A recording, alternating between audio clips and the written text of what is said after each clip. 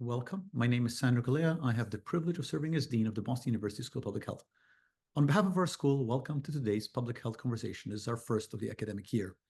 Thank you to the many who helped make this event possible, in particular the Dean's Office and our communications team, without whose efforts these conversations would not happen. And I thank you to our Office of Diversity, Equity, Inclusion, and Justice for hosting our SPH Reads series. SPH Reads is our annual program at the school, now in its 10th year, where we gather to discuss thought-provoking books that illuminate the themes that help shape a more diverse, inclusive community. Our fall 2024 SPH Reads selection is Strangers in Their Own Land, Anger and Mourning on the American Right, written by today's speaker, Professor Arlie Russell Hochschild. On a personal note, I read this book in 2016, as I know did many others, and I thought it was the most humane and insightful book about some of the forces that have been dominated this country's political conversation in the past 10 years. So I'm particularly excited about today's conversation. This event is also the first of a series we are calling A Vote for Health. Over the next 2 months, we're going to be welcoming speakers who will guide our thoughts on issues of consequence for health and the upcoming federal election. We look forward to learning more today about how the themes of this year's SPH Reads selection intersect with the broader forces shaping our politics and culture this election cycle. I'm now very pleased to introduce the intellectual architect of this event, our Dean for Diversity, Equity, Inclusion, and Justice, and good friend, Professor Yvette Cozier.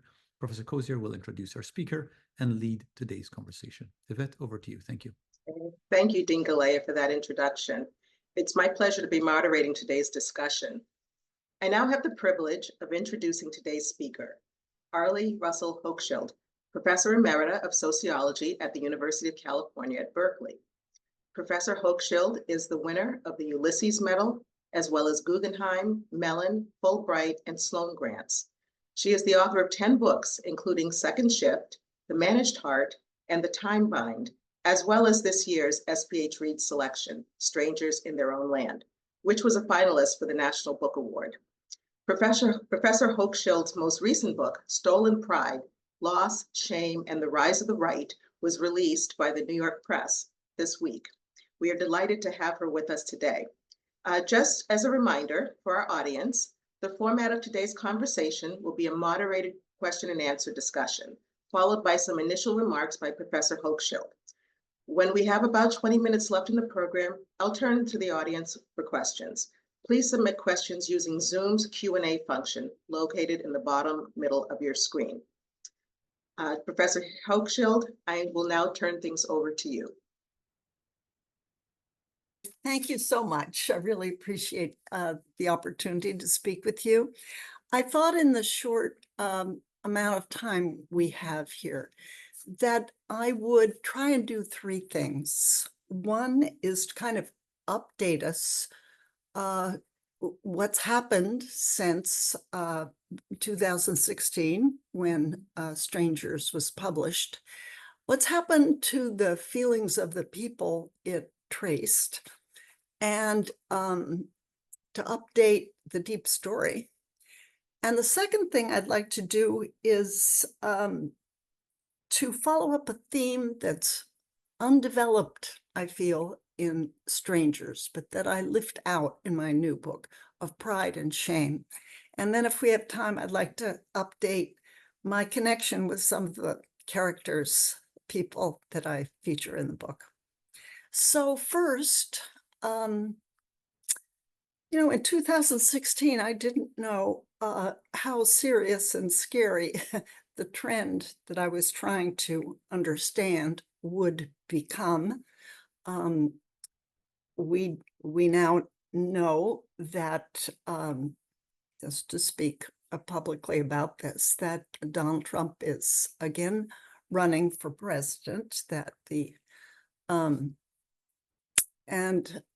that his followers believe what he says. And I guess the purpose of my interest in these last 2 books is to try and get Democrats and people on the left to hear and understand people on the right as something that we need to do if we're going to move forward. So, in Strangers, I had this idea that politics is emotional, basically. And if you strip away what people believe is right and wrong and strip away their views on this and that policies, there's a feeling, and best evoked by a story. And the story was what I came to call deep story of the right, is that you're standing in line and you've been there a long time. The line isn't moving. One guy told me, no, I haven't had a raise in a decade. Okay. And you've been waiting at the head of the line is, as you know, the American dream. This person is not looking back at him, where there are many more people. He's just looking ahead and doesn't know where in line he actually is. And then he's focused on these line cutters. And who are they? They are women. They are Blacks. They are immigrants. They are refugees. They are well-paid public sector workers, and they are even endangered species because the government's spending more time on animals than people, so on. And then he sees that Barack Obama and other Democratic officials have been, they feel, sponsoring these other groups, pushing them back, and then insulting them. That's a deep story. I went ahead to another region, Appalachia, in new book, Stolen Pride. And there's an update to that deep story. The update to that deep story is that in that line, the right-leaning person sees a bad bully who is making policies that disadvantage them, it's felt. And then there's what they're seeing as a good bully. Who is the good bully? Well, that's Donald Trump, someone who may not be perfect. They will tell you, oh, we know he's not a real Christian. Oh, we know he has many moral flaws, but he is our bully, therefore the good bully in line. So that's the update as we go into this next election. And what I mean in this book to do is to help us all be bilingual so that we can hear and see from another person's, the other side's, from my point of view, the other side's point of view. And what I think is happening is that a lot of us say, oh, Donald Trump is chattering on, he's digressing, it's silly talk, and they're crazy or stupid to be duped by him. And what I want to do is, that's too easy and too common. And what I mean to do is to evoke our capacity to be bilingual, that we can speak rationality, but we can also speak and hear emotions. And that the major emotions, I think, here are pride and shame. That's what's being tapped by the political rhetoric, I believe, of the right now. So let me say a little more about that. How does that work? I think Donald Trump, first we have people who've given up on the government. And so they think, well, look, the government's never going to hear who I am and look at me and see what I need, recognize me, then I'm going to turn to a charismatic leader who's as big as the government. That's the worldview. And if he says, look, I alone can solve all these problems, you think, well, finally, we need a giant because we can't trust the real. So a charismatic leader leads not through policies, but through connection to his followers. So we need to tune in. What is he saying to his followers? How are they hearing him? How could it make sense? And I think it goes like this. You have 42% of the American population are white and non-BA, and they have been sinking economically. And the whole social logic that goes with sinking, which is more disrupted families, more diseases of despair, as they're called, suicide, alcoholism, drug addiction, and a kind of a story of loss. Okay. And this white sector sees other sectors, that is, whites with BAs are doing fine, doing better. That would be more the Democrats. And see Blacks doing better too. They're doing the American dream, working hard and getting there. So they feel both relative and absolute loss. How does that loss then, how does a charismatic figure tap into that?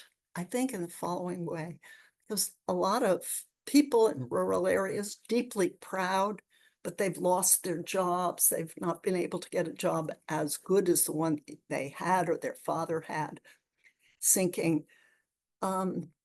I think it happens in 4 moments, this shame, anti-shame ritual. Donald Trump will say something in moment 1, provocative. He'll say, all immigrants are poisoning the blood of America. Okay. Something provocative, moment 1. Moment 2, the punditry shames him. Punditry says, oh, you can't say that. We're an immigrant society. What do you mean? Moment 3, Donald Trump becomes the victim of the shamers. And oh, look how they're picking on me. Look how hard it is for me. You know, they're shaming me. Haven't you been shamed too? I am your vessel. I'm suffering for you, taking that shame. And then in moment 4, there's the Donald Trump roar back in defense of the shamed. And I feel like number 1 and 2, Democrats can hear, and 3 and 4, Republicans can hear that they feel vindicated. They too have been shamed. And that in a way, loss of pride has been the kind of ore that's being mined by politicians, and something we have to attune to.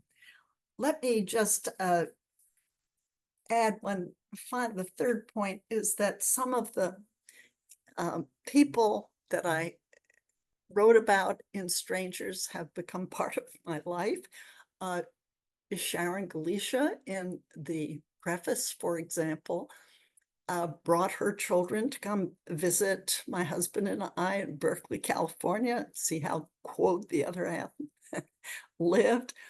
I took them to lectures at Berkeley by Robert Reich, for example, and her just 2 days ago at a book talk I was giving in Washington, D.C. at Politics and Prose, I saw Sharon Galicia's son, who is a Democrat, and had come to hear me talk. So still in touch. Let me end there and open out for any discussion. Great. Well, thank you for that. Thank you.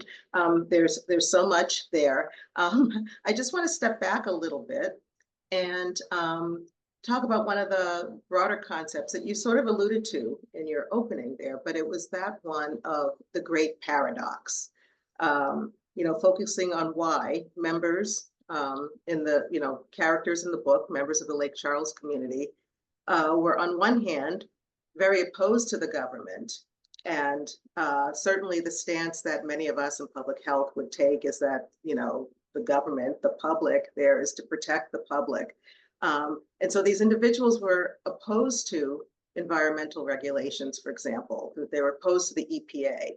Nevertheless, they were being adversely affected by the pollution that went about as a result of EPA regulations being rolled back in their state. And if I can just read a short passage from your book, and you state, I wanted to get up close. The best way to do that, I thought, was to come to know one group of people in one place, focusing on a single issue. This issue was not a case, as mentioned earlier, of well-to-do voters voting down government measures they themselves didn't need. Everyone I talked to wanted a clean environment. But in Louisiana, the great paradox was staring me in the face: great pollution and great resistance to regulating polluters. If I could truly enter the minds and hearts of people on the far right on the issue of the water they drink, the animals they hunt, the lakes they swim in, the streams they fish in, the air they breathe, I could get to know them up close. Through their views on this keyhole issue, how much, if at all, should government regulate industrial polluters? I hoped to learn about the right's perspective on a wider range of issues. I could learn about how, emotionally speaking, politics works in us all. So along these lines, and we are public health practitioners largely at the School of Public Health and on the Zoom today, although there may be others. How can we use the approach to view the great paradox? How can we use that in our approach? Yeah, it's a wonderful question.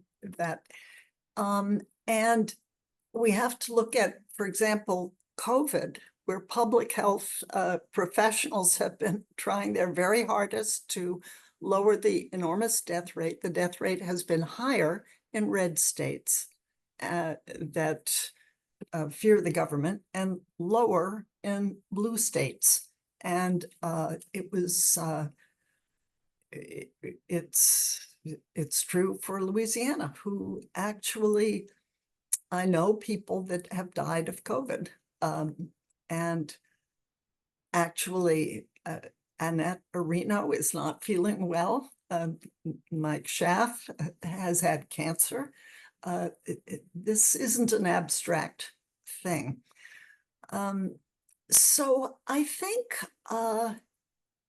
what we know is that the best way to have people understand what public health professionals have to offer is to actually make contact and sit down and talk with people, and just first start. And there's no one who would be better at it than, I think, public health. It sort of attract a certain kind of person with a heart that can be felt on the other side. And in a way, turn your alarm system off to begin with, and just say, well, how do you feel it's about COVID? And have you been hurt by it? How's it go? So one-to-one conversations, crossing the empathy bridge, and being emotionally bilingual. And you can start with people on the Republican side who agree with you on public health measures and who know the data. Shots help prevent COVID. And so, yeah, it's not hard. That's the funny thing. You can actually do it. It's not hard at all. And people took me from Berkeley, California. I mean, I have a big label on my head, and you Google me and double label, they know I am an outsider. They know it. And then I'll tell them, you know what, I'm from outer space, but I'm really interested. There's a big divide here. And they'll say back, and I'll say I'm writing a book about it. And they'll say back, yeah, we're worried about the divide too, but we feel stereotyped. And I say, yeah, I get that. But you know what? I feel a little stereotyped too. Then we have that in common, okay? It's enough in common that you get started and come with your alarm system, not suspended, but off, so that you're hearing, you're bilingual, you're getting what they care about in these conversations. So that's what's to learn, I think. Thank you. And another concept that you talked about in the book, and you did so also in your intro, was about the deep story. And one of the points that you made in the book about the deep story is that the right has a deep story, and a lot of your book was learning about that. The left has a deep story as well, right? So again, just sort of illustrating the deep story, how can we get, again, people to focus on this and to recognize it's something that both sides share? Yeah. Well, it's funny, people didn't ask me a lot about my beliefs. It's funny how rare that was. I would be going to the car, and just at the last moment, oh, do you have family? Are you, who are you? It seemed to be saved for the last. They thought it was a little intrusive or impolite to ask, but, and I would tell them, I'll tell you anything that you want to know. But what was the question? Sorry, I lost myself. Oh, The yeah. left deep story, it's in Strangers, is that we're actually not in a line competing with each other for scarce spaces. We're in a circle. And this is my version of the deep story. There could be others, but I think the left deep story is, and we are circling public service. We are actually, it is a state-of-the-art children's science museum. It was built with public funds. It's available to all children, rich or poor. And the people around this happily pay taxes, actually, for a public service like that. And many of them participate in it, are public servants. And then in the left wing deep story, someone with a giant excavator comes and digs out the concrete foundation of that publicly shared service, and takes the foundation and builds a McMansion in a gated community.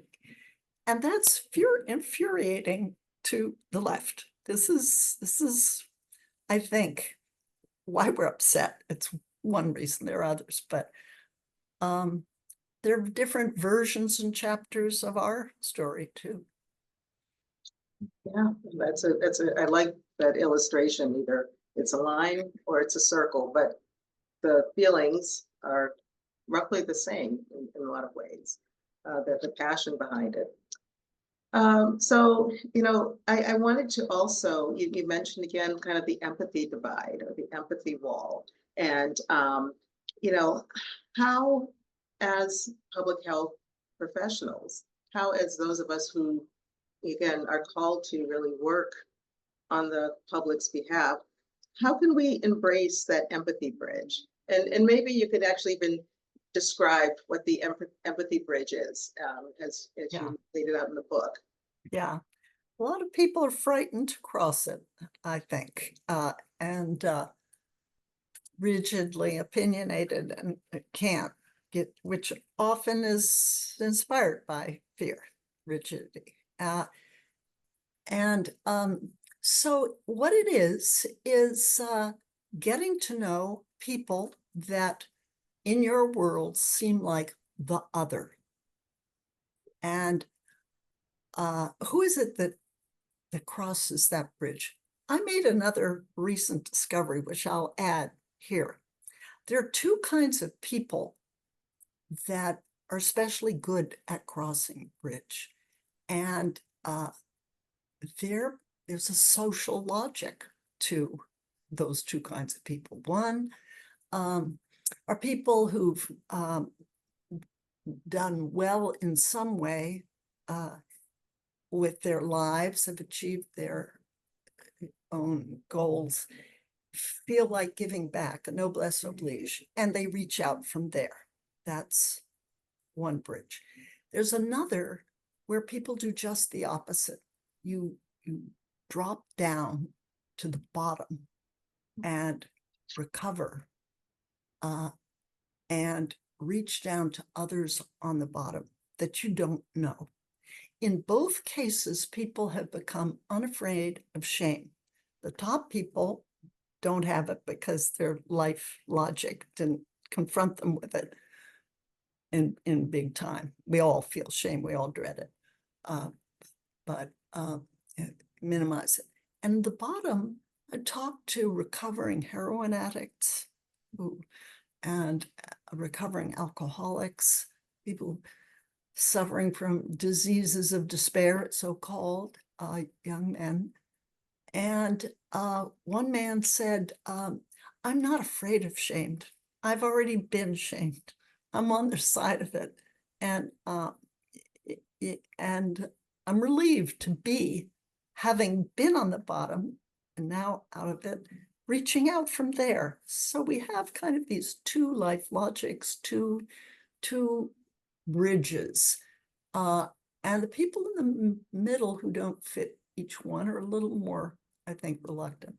So that's in one example of the top bridge that I've encountered more recently is a man who was born in a very poor trailer park and but did well in school, became a teacher, and from there he reached out. He was actually a minister, and he put a peace pole up, and he talked to his students about George Floyd and these white working class students that he was teaching couldn't get over that George Floyd was a criminal and, done bad things. And he ended up saying, well, Jesus Christ was seen as criminal.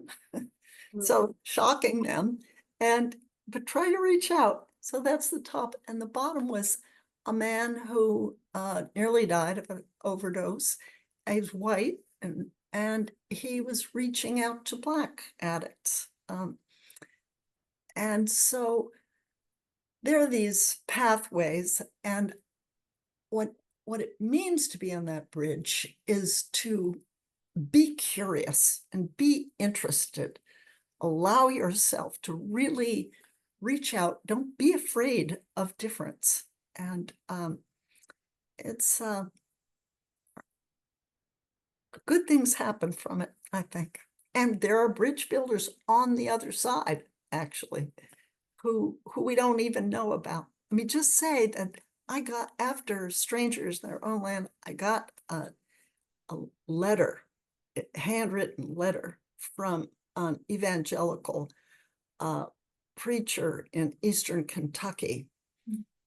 I'm sorry, Eastern Texas. And he said, I have read your book and you describe the people I come from. You describe the people I serve in my church. You describe me. But thank you. I thought, what? I couldn't believe this next paragraph. Thank you for writing this book and for coming to study us. And he didn't like Donald Trump, but so we had that little crossover. He was disturbed by Trump. And so he ended his letter saying, so imagine that there are good news that could come from, of all places, Berkeley, California. And I wrote him back, thank you very much for your laudatory words. And it's sincerely yours, your friend from Berkeley, California. He too has come to visit. Turns out he was an outreacher, and his daughter wanted to go into social work. And what school did I recommend? So nobody's quite as simple as they look on that other side. Wow, that's a powerful example. Thank you. I want to step back a little bit and just learn a little bit more about you. Can you just, again, share a little bit more about your background and what led you to the field of sociology in the first place? Sociology, well, I'll tell you, my father's job took us to different countries. And when I was 12, I felt plucked out of the life I was used to. And we were assigned to Israel. And so I was put into a Scottish mission school with kids who all spoke Hebrew. On the playground, the school was very strict, and you have to stand up. Good morning, Miss Minty. Class, be seated. And I didn't know anybody. I was the only American there. I was a head taller than anyone. I was dressed funny. I had these Oxford shoes that people look at. I didn't speak the language. I was a fish out of water. It was very painful. I went home to my mother. She said, "Well, how was school, dear?" I just wept.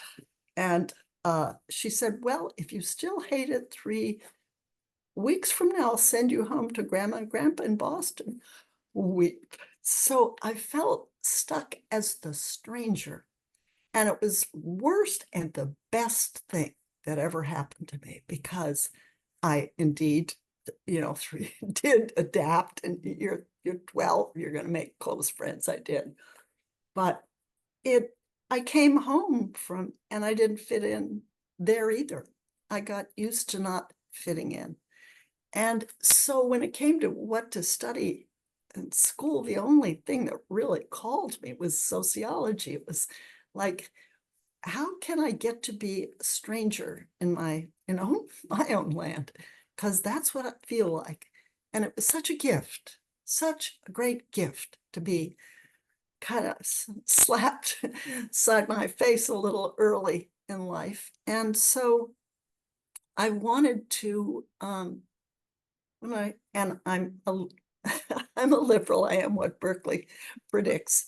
But that different kind of liberal, the one that's interested in strangers meeting, getting to connect, and good things coming out of it.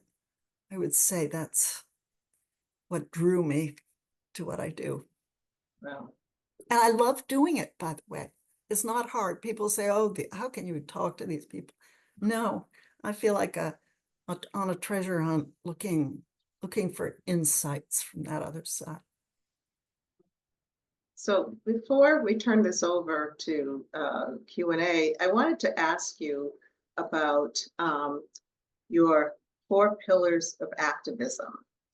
You laid that out in the afterword of the paperback edition. And the things that you mentioned was to affirm the fragile system of democracy, recognizing that the Democratic Party in particular must address the grievances, life experience, sense of losing ground of people like those in the book. Voting, the importance of voting. And then, as you know, we talked about the empathy bridge, reaching out across the partisan divide. What can you talk a little bit about one or more of those? And again, how, for those of us, activism is a big part of public health as well. And we want to be successful in our activism, and not so much turning people to our view, but to getting the things that we want to deliver in public health. Can you give us, again, some advice in the format of those pillars? Yeah, great question. In voting, at this moment, of course, speaking as a private citizen, get yourself, like my granddaughter, to a crossover state and get out the vote. I think is a little time to lose. It's hugely consequential.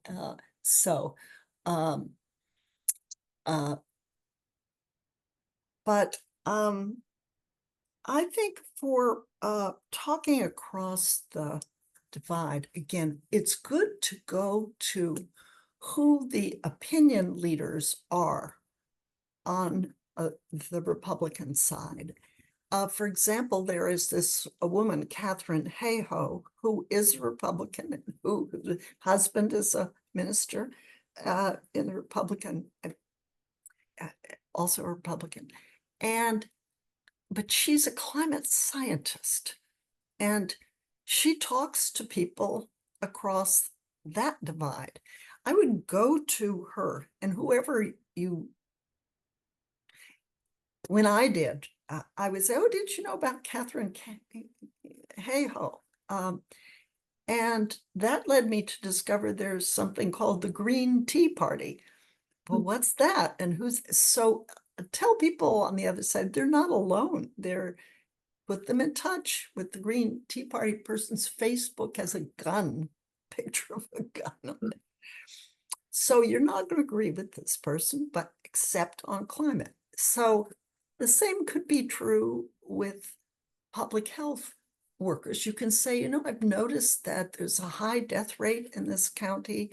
It's really a pity. There's wonderful people here, but it's not so high over in this other area. And here I have a church leader who thinks that inoculations really work. Let's maybe have a meeting with the church leader. He's giving a talk. I'll invite you to come. Work through local leaders they trust. And so that's a thing to add to this advice for crossing the empathy bridge. Thank you. So we have some very robust questions here. So the first one, the writer says, I very much enjoyed your book and found the metaphor of waiting in line to be a useful way to think about people's rancor regarding being left behind. But what are they waiting in line for? Many of the people you wrote about have homes, cars, friends, and strong church ties. What do they think they will have when they arrive at the front of the line? That's great. What they think they're going for, what they want, what they aspire to is a kind of American dream that we must itself reform, which I say in my next book.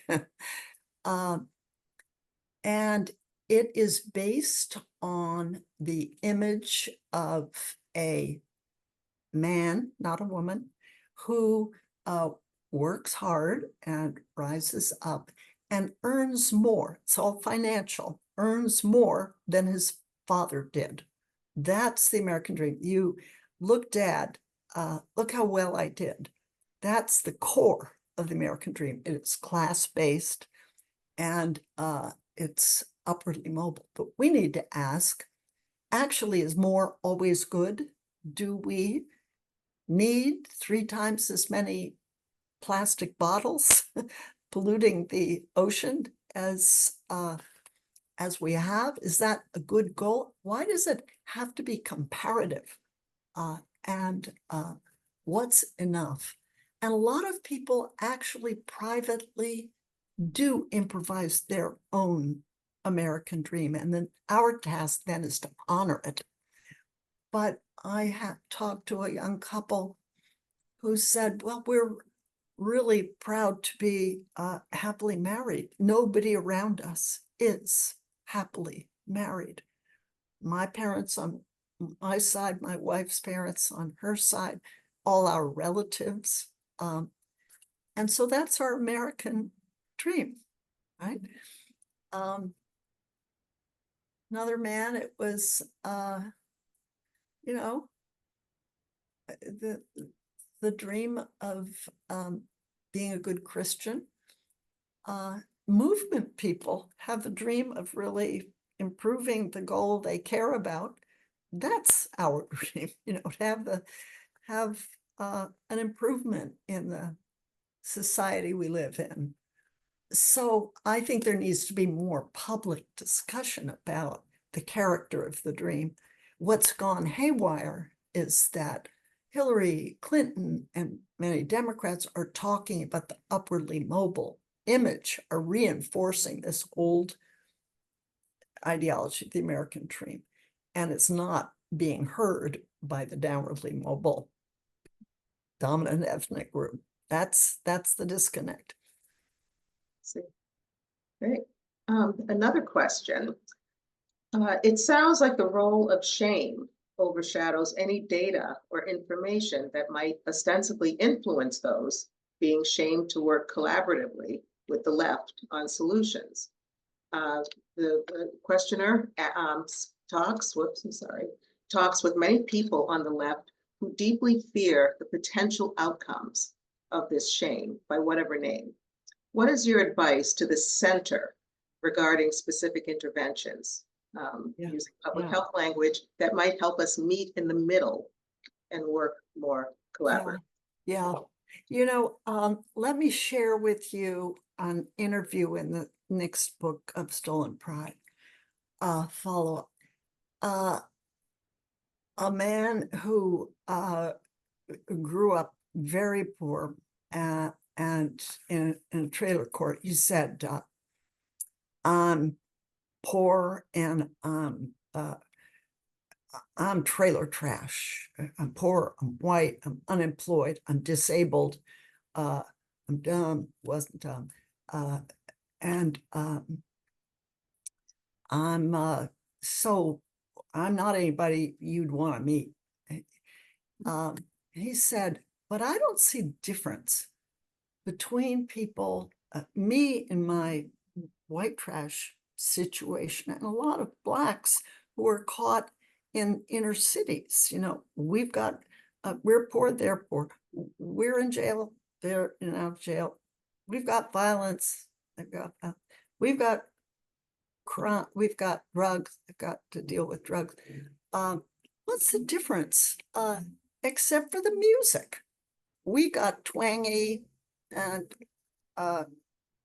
tragic, and they've got rap. So I went around with that idea to some other people, and one guy said, oh, haven't you heard of hillbilly rap? So I began to think maybe there's something the culture and artistic community could make there, the connection at that level, that politics and was restraining us from recognizing. There's a new book out by one of my heroes, William Barber, on white poverty. And that he's going for this crossover and this empathy bridge. All of his work has been about that. And we need to strengthen that. Yeah, and so just, you know, another question, kind of, you start to mention this. The question is, you know, having those one-on-one conversations is important, but challenging to implement at a population level. So, you know, you kind of mentioned, how do we kind of pull those bridges on a bigger level? And how can we learn from these individual conversations to make Well, I would again go to who they trust, and maybe have some small groups. You know, there are 52 different private groups, and we have a lot to learn from how these work. It's called the Bridge Alliance, and they have funny names like Hi from the Other Side, Living Room Conversations, and I have participated in those. But if you could get a living room conversation, say 8 people over coffee, some from the left, some from the right, at a leadership level, and it's reasonable people, and to talk over this very issue, and in that plant, in that group, some who really get where you're coming from, and together with some who don't. It would, and then a series of meetings. So I would add, I understand that one-on-one, you know, it isn't always possible, and kind of slow. But this can be done at a group level. There's another example of people in Lake Charles who didn't believe in climate change. Mike Schaff, for example, I'm the guy who opens the book. No, I'll worry about climate in 20 years. No, haha. And but I pointed out to him, actually what I did, I invited my son down, who was a big activist, climate activist in California. I said, okay, I'm just going to hold the tape recorder. We'll go out in a boat and fish. And you guys, you duke it out. I'm gonna listen to how this happens and write about it. And my son and I did do a New York Times op-ed 2019. You can look at left-right differences on climate. Anyway, what's relevant to the public health issue here is this man's authorities, the CEO of the oil company he worked for, said, oh, climate's real. We're diversifying. Military that he admires, way ahead on climate. So if you point to who he admires, and say, well, these are the people you admire, funny thing, they really believe in climate. That would work. Okay. No, that's a good strategy. Another comment is this person says something that they've struggled with since January 6th is how do we cross the empathy bridge in the face of violence? Yeah. Right. My next book focuses on January 6th, and it focuses on denialism and what could back it up. It is gotten to a scary point, which I say in this next book. What can we do about it? It's funny when you sit down, and as I have one guy who said, I'm a law and order man. I'm law and order. And he was a small businessman in Pikeville, Kentucky. And I said, law and order. Okay, what do you make of January 6th? And I didn't like it. I think they were Antifa dressed up. The anti-fascist, he thought, were pretending to be Trump's followers. And then that turned out not to be true. I says, no, it really was. And he was flummoxed. He was in a pride shame mashup because things he was proud of, proud of America, were now people were being locked up and shamed. And I didn't change his mind about this. I do after we talk, talk turkey a little bit. And he would minimize it. And this is how denial works. I am so interested in denial. We really have to understand denial on both sides, actually. But he said, well, where they hung that noose, to kill Mike Pence, well, it was a pretty small platform it was on. And then another person said, well, they were just blowing off steam. You know how guys in high school are, a minimization. These are all shades and types of denial. And I think it's with us, and you just wear it down. but it's there because I think they were too abashed to see how badly they'd messed up, and that their great savior was leading them to the big crash. Some have drifted away from that. Some have not, that I've most recently talked to. But they're still looking for their big bully. I wouldn't count on a decline. You know, just another really good question, and thank you, audience, for these wonderful questions. Does leadership, thinking about, like, governors, mayors, local pastors, do leadership share in the deep story, or are they simply exploiting it? It goes both ways. I think a lot of them are more moderate than the base and are exploiting it. Yeah. Or seeing where the advantages are. I talked to some, most recently, to some ministers in very conservative denominations, and they would say, oh, Donald Trump, between us, he's not a Christian. No, but he's useful to us. So, supporting the lie, but finding a pragmatic use in right-wing beliefs. Yeah. More moderate than the base. Okay. I'm just trying to get in a couple of pieces of questions before we run out of time. Another a question was, do you feel like the weakening of labor unions in particular, contribute to this divide that we see?